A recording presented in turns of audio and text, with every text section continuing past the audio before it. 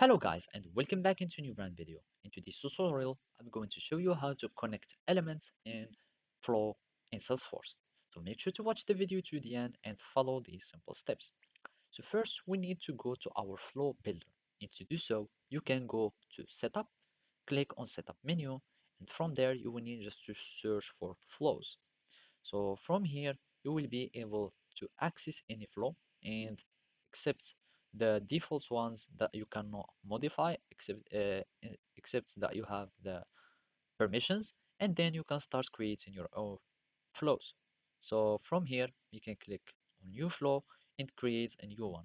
So here I'm just going to add from scratch, and then you will choose any type of flows. So I'm just going for a record triggered flow create, and after that you can start adding elements simply by clicking on the plus sign.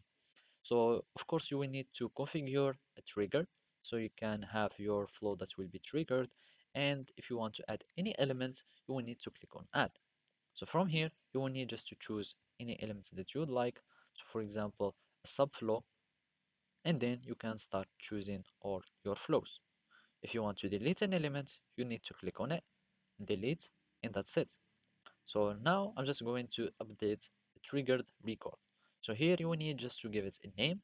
So my uh, record, and from here it's API name, and you will need just to choose the collection or the source, and you will add your record and update it.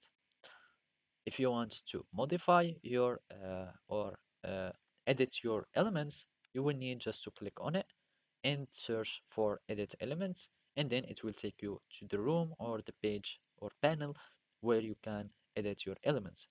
So here I'm just going to click on edit and we can start edit our start.